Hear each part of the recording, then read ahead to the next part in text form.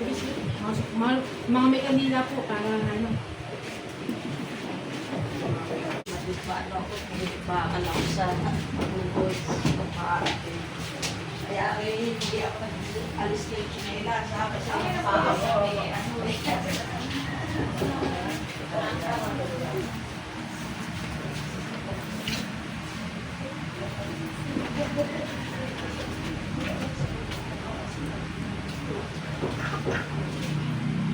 Sige po.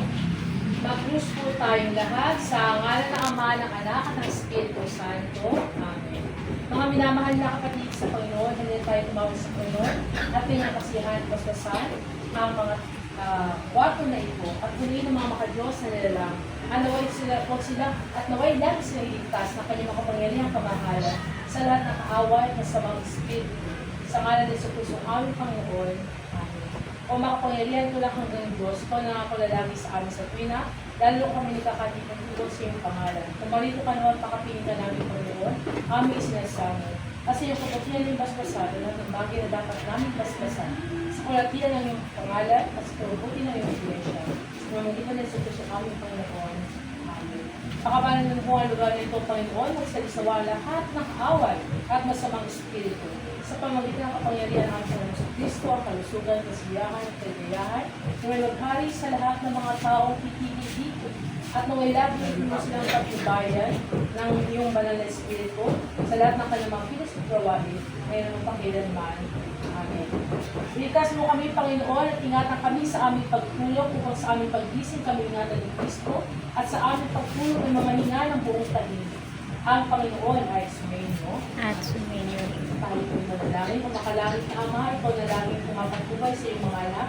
Sa pamamagitan ng iyong biyaya, basta sa mga sinasamo, ang silid na ito, at ang lahat ng taong gagamit o titigil dito, upang sa pag-isig sila yung pasalamat sa iyong pamamagitan, at sa pagtulog ay mamingal mong tahimik sa pamamagitan ng Kristo, ang Panginoon. Amen. Pasok po.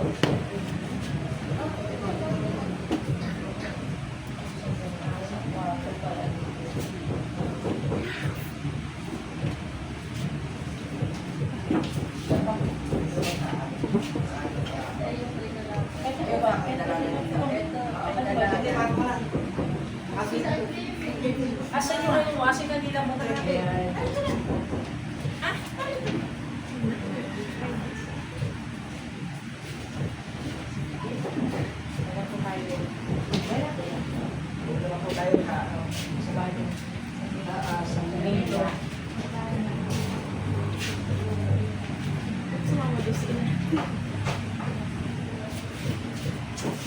May kandila eh. Pag may kandila, magkasama sa loob.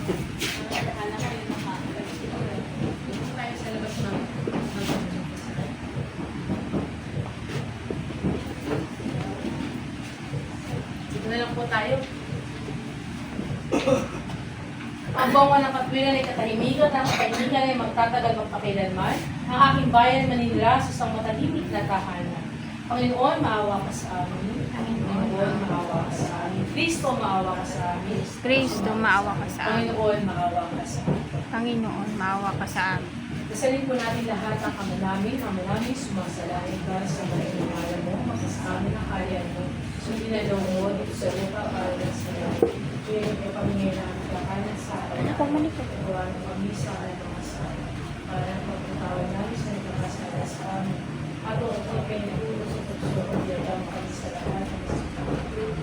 O Panginoon, pagtuloy mo po ang luhan na ito at ginawa rito ang mapalan ang Panginoon ay sumayin mo. Sumayin mo rin. Tanglawan mo, Panginoon, ang mga silid na ito at ligtas sa lahat ng mga tao sa dito sa masamang espiritu. Pagkili mo ang katahimikan at kapayapakan. Sa pamagitan pa rin ni Jesucristo na aming Panginoon. Siya ang nabubuhay at nahali kasama mo at ang Espiritu Santo ay isang Diyos. Ito na kayo. Ang pagpapala ng mga Diyos. Ama, Anak, Espiritu Santo, o isang atin at natili sa atin. So, pwede na yung patayin yan. Tapos yung pwede po, ilan pa po lahat po ng bilas natin. Ano po? Sa buhay. Batuhan. Lalagyan. Kunin ka? Opo, basta dito po lahat yung itong bilis po natin. Ah, hindi. Magpahagis ka muna. Oo, dito ka mo. Hagis mo na dito. Kayo maghagis po na Ako pala. Sa silong yung may-ari po maghagis. O yung pong mga agaw doon po kayo sa baba. Punta kayo doon. Manguha ng candy. Pwede naman. O, dali na. Malimot kayo doon. Ay, mga Punta na doon sa ring. Eh. Marami na.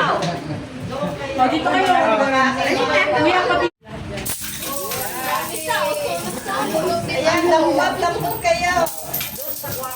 Punta doon na. Ito mo, hindi na. Pera dyan. Mare, ayun o. Ayun. Ayaw nila. Mga bata pa agaw. Oo nga, agaw kayo. Baka ako'y mauramod eh.